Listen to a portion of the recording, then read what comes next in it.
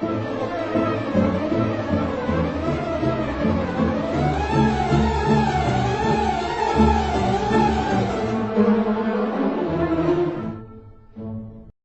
I was growing up, TVs were typically around 20 inches, and we didn't have anything that much bigger. And I always had the dream of having a super large TV, and the closest I would come is a projection screen. Flash forward a few years later, and big screen TVs are pretty common. They're pretty easy to come by, but they're still not quite as big as a projector. But they can be expensive, they can be bulky, they can take up a lot of room, and they need a lot of room in order to use them. But it's nice when they're small, compact, you can put them away when you don't need them. From the makers of Screen comes LED projector. This is the GOODEE G500 LED mini projector.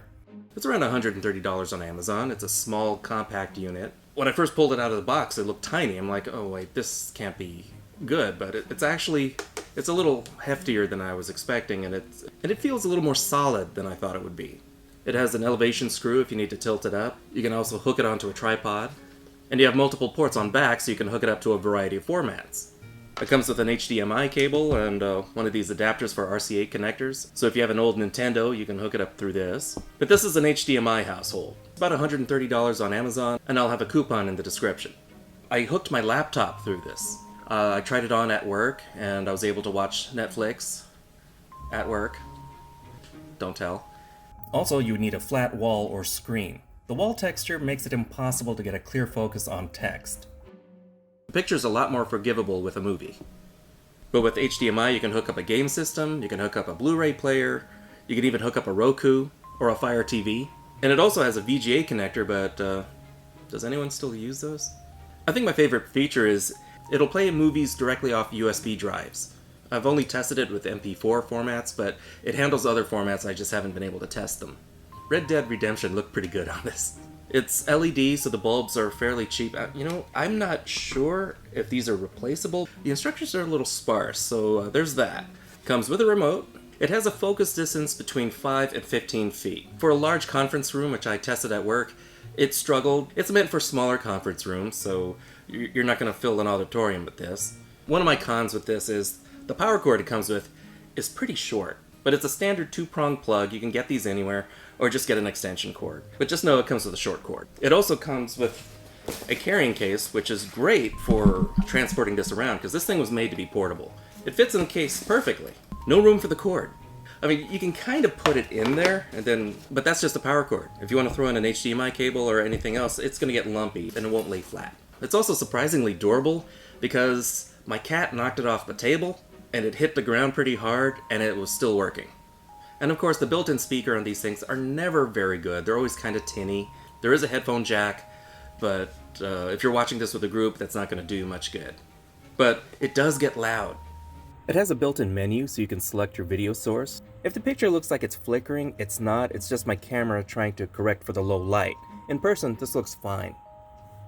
Something about video projectors is they get really hot. The bulbs get really crazy hot. But I left this guy on all day, and it only got a little bit warm. I wouldn't worry about starting any fires with this thing. The little foot here that you can extend to raise it, it's not always going to be enough to lift it above the horizon of the table. You see there, I still have to lift it up just to clear what's level with the surface it's on. If you can elevate it slightly, at least the front of it, it'll work out better. The problem with these projectors is you have to be able to devote a large amount of space for it to use it.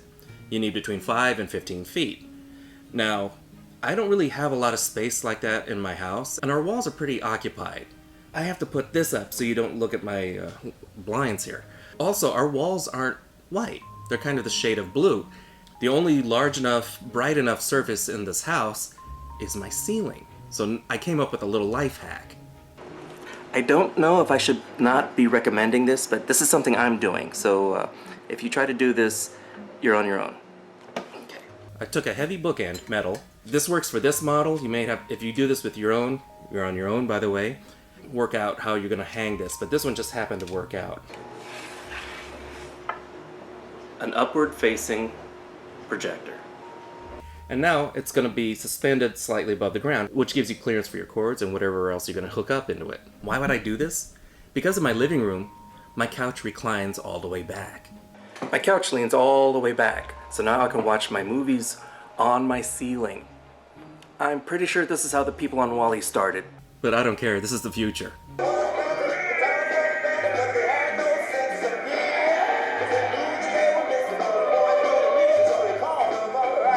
It's available on Amazon, and I'll have a coupon code in the description. If you want a small video projector for not a lot of money, something that you can take around or put away when you don't want, if you have a large ceiling that you just want to show movies on, this is the way to go. Thank you so much for watching. Like, subscribe, comment, the bell, you know, the usual YouTube stuff. This is theNewBee, and I'll see you later, kids. Toodles. And special thanks to my patrons. You guys rock.